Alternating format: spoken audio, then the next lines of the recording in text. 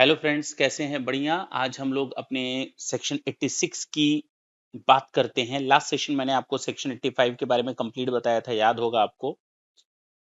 ये ये कंप्लीट बताया था, डिस्कस किया था, और उसके बाद हम लोगों ने इसका एनालिसिस भी देखा था। आज हम लोग अपने सेक्शन 86 की बात करेंगे, जो liability of agent and principals की बात करता है। We are just talking about, means जो हम लोग चैप्टर स्टडी कर रहे हैं ना, that is your liability of payment of GST in special circumstances, जिसमें से ट्रांसफर ऑफ बिजनेस के बारे में तो हम लोगों ने लास्ट सेशन में देख लिया था। आज हम लोग liability of agent and principal की बात करते हैं, और अगर ध्यान से देखें तो एजेंट पहले लिखा है, प्रिंसिपल बाद में लिखा है। लेकिन जब हम इस सेक्शंस की बात करेंगे तो in totality this section is covered in these two lines. पहले हम उस दो लाइन को पढ़ लेते हैं कि क्या दिया है इस सेक्शन में। वेयर एन एजेंट सप्लाईज और receives any taxable goods, agent की बात कर रहा है। मान लो मैं एजेंट हूं, तो मेरे लिए कह रहा है वेयर एन एजेंट सप्लाईज, मैं सप्लाई कर रहा हूं या रिसीव कर रहा हूं कोई भी गुड्स, सर्विसेज की बात नहीं हो रही, कोई भी goods on behalf of his principal, मैं अपने प्रिंसिपल के बिहाफ पर कोई सामान रिसीव कर रहा हूं या सप्लाई कर रहा हूं। Such agent and his principal, such agent, पहले क्या लिखा है? Agent. Such agent and his principal shall jointly and severally be liable to pay the taxes payment payable on such goods under this act. Yes sir. अगर इस दो लाइनों की बात करें तो हमें ये सेक्शन ये डील करने के लिए कहता है कि if any agent is going to get any goods from his principal for the purpose of supplying to the other one, or if any agent is going to receive the goods or procuring the goods on behalf of the principal, I'm just purchasing the goods for my principal, I'm just selling the goods for my principal, then in that case primary responsibility to make the payment of GST is of me. ये मेरी primary responsibility होगी। मैंने ये नहीं कहा, या section ये नहीं कहता है principal is not liable for that. Principal को भी ज्वाइंटली लायबल कर लिया गया है, but primarily the responsibility is of the agent. अगर इस सेक्शन की बात की जाए, this section directly cast the liability on a principal in addition to the liability of the agent.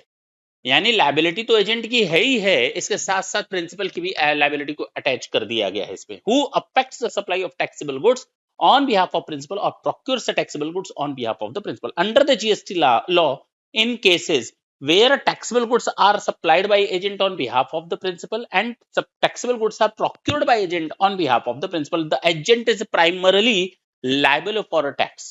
ये क्लियर हुआ कि सर हाँ, ये तीन लाइनें तो हमको समझ में आ रही हैं, लेकिन यहां पर केवल एजेंट ही लायबल नहीं है, बल्कि both agent and principal will be jointly and severally made liable to pay the taxes according to section 86।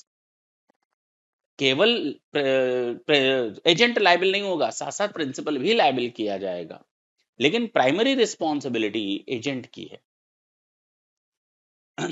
This section is meant to provide recourse to the government against either of them or not necessarily only upon default by the principal obligor.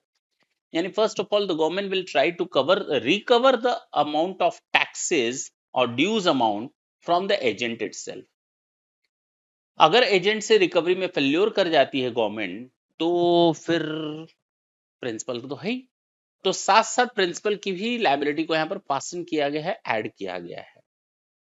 The section is meant to provide the government is free to recover dues from either of them or both.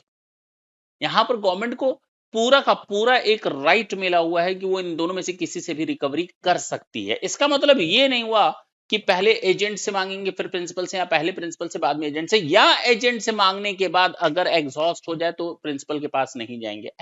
Means in totality government want it's amount, government को अपना tax amount चाहिए, जो dues हैं वो चाहिए। अब चाहे agent दे दे चाहे प्रिंसिपल दे दे, उसके लिए कहता है this section is mean to provide recourse. Second line, the government is free, government is free, word ढंग से सुनेंगे, वर्ड क्या लिखा, government is free to recover dues from either of them और both, but not beyond the limit of the tax liability, up to the total dues only, without having to exhaust its remedies against the one who was principally liable and then only principal proceed against the other.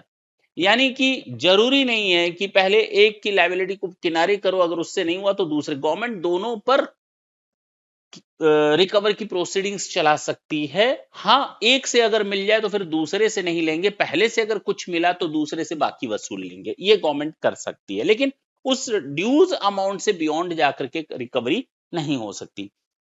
Again important lines जो मैंने बिल्कुल इस तरह से दिया, there is no compulsion that the government should have exhausted its remedy against the principal to proceed against the agent, that is fact of the joint and several. Joint and several का मतलब ही हुआ आप दोनों मिलकर के दो या अलग अलग दो। वी वांट जस्टिस नहीं, we want our taxes, that's it. बोलो भाई। Liability of the principal who effects supplies through an agent or a principal who receives supplies through an agent doesn't end as soon as the principal pay taxes on the supply made by him to agent for further supply. Instead, the liability in the hands of the principal continues till the time of further supply is made by agent, say to the final consumer, B2B or B2C, and that is duly discharged by agent on this said supply. कुल मिलाकर के ये समझ में आया कि जो principal होता है ना, he has to make the payment of taxes on all the supplies which has been effected in the chain. Chain में क्या है, प्रिंसिपल ने एजेंट को दिया, एजेंट ने फिर फर्दर सप्लाई की, तो अब आप कहेंगे sir agent is responsible for further supply. हाँ, प्रिंसिपली अगर देखा जाए बेसिकली प्राइमरी तो उसी से लेना चाहिए, लेकिन अगर ये टैक्स इससे रिकवर ना हो पाया तो इससे, तो यानी इसकी लायबिलिटी केवल एजेंट तक सप्लाई करने की नहीं है, बल्कि फर्दर फाइनल कंज्यूमर, चाहे वो B2B हो चाहे B2C तक की सप्लाई के लिए इसकी लायबिलिटी अटैच हो जाती है। तो ये याद रखेंगे, this in fact means that the principal needs to keep a track of compliances by agent, that's it. जो मुझे आपको समझाना था सेक्शन 86 में वो मैंने चीज समझा दी, लेकिन हाँ ये चीज अच्छी थी इस सेक्शन में कि केवल लायबिलिटी एजेंट तक की नहीं है, एजेंट की लायबिलिटी को प्रिंसिपल से भी रिकवर किया जा सकता है। प्रिंसिपल की तो अपनी जो लायबिलिटी है, उसके अलावा भी एजेंट की अगर कोई लायबिलिटी बनती है on these supplies, the principal is responsible for those things, yes और नो। नेक्स्ट सेशन में हम आपसे फिर मिलेंगे और आगे हम सेक्शन 87 की बात करेंगे और उसके एनालिसिस की। तब तक के लिए tata and bye bye, thank you, thanks a lot.